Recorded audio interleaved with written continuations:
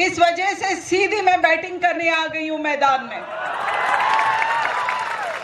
यहां बैठे तमाम लोगों से जब मैंने उनके चेहरे देखे तो इस बात पे मोहर लग चुकी है कि भारतीय जनता पार्टी की विजय निश्चित है वागरा से। यहां बैठी बहनें, हिंदू, मुसलमान और सारे नवयुवकों के चेहरे पर साफ दिख रहा है कि इस बार हुक्म का पत्ता हमारे हाथ में है।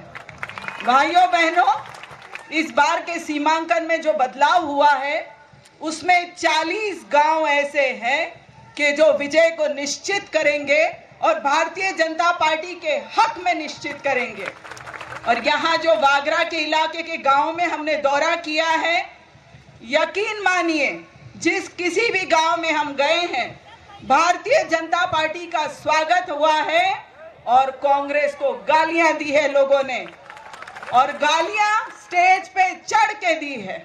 ऐसा नहीं कि अकेले में दी है, उन लोगों ने मंच पे चढ़ के कांग्रेस के एमएलए को गालियां दी है। भाइयों और बहनों, 15 साल का वक्त कोई कम नहीं होता।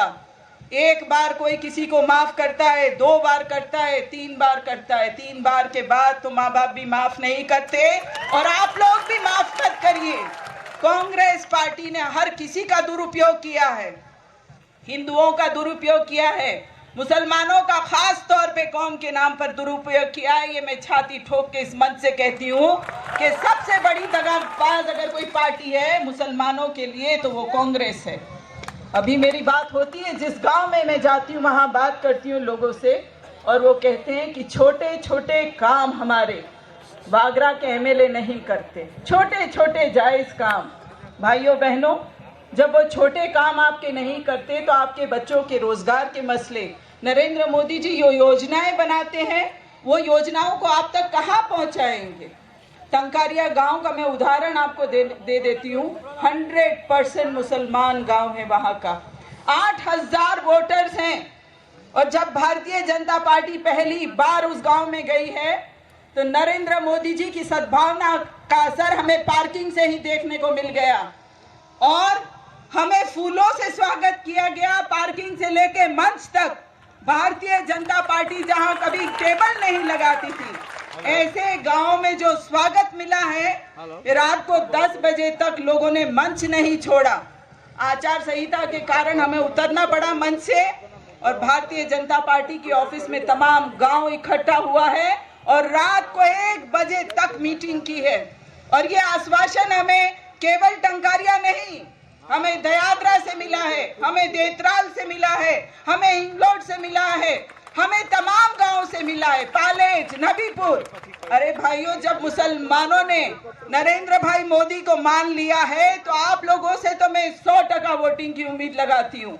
इस बार जो आंधी चलेगी वागरा में, कांग्रेस कभी अपना सिर उठा नहीं पाएगी। ये आज का दिन लिख लीजिए, उनका खत्म आखिरी दिन है ये कांग्रेस के लिए। आप देखिए, बड़े बड़े नेता आए हैं और वो नेता बैसाखियां लेकर के चल रहे हैं। अरे यार, अपने वतन में कोई अजरुद्दीन की मदद से प्रचार में निकलेगा? कोई निकलेगा? भाई, हम तो सारे लोकल है, सारे भरूची और गुजराती हैं। हमें किसी सहारे और बैसाखी की जरूरत नहीं है। एक बाजू आप राज बब्बर को लेकर के चलते हो, एक बाजू अजरुद्दीन को। अरे भाई, आप क्या दिखाने चाहते हैं? अपने वतन में भी पहचान भुला दी आपने और लोगों ने उठा के फेंक दिया आपको।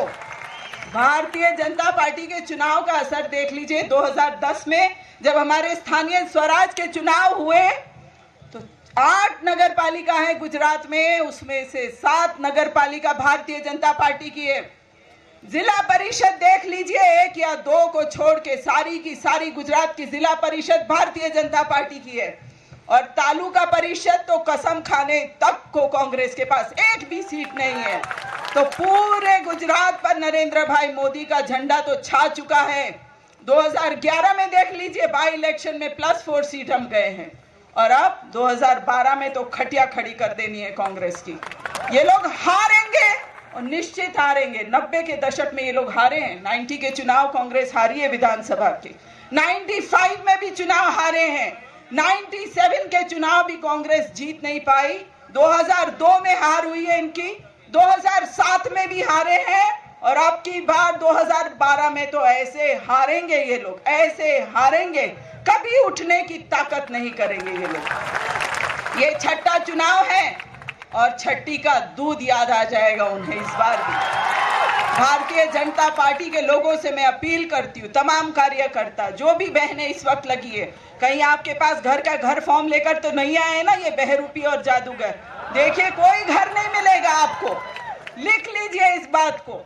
शीला दीक्षित जी ने बोला था दिल्ली में 8 साल पहले कि घर का घर देंगे। भाइयों, आज तक किसी को घर नहीं दिया है।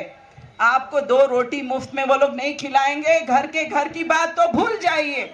आपकी रसोई से गैस ले गए, आपके लिए पेट्रोल महंगा कर दिया, डीजल महंगा कर दिया, सब्जियां महंगी कर दी और अब घर का उल्लू बना रहे हैं आपको। ये बातों में हर किस्मत आइएगा उनकी, कोई घर वर आपको मिलेगा नहीं, ये लुटेरे हैं। महाराष्ट्र में कहा था कि गरीबों को घर देंगे।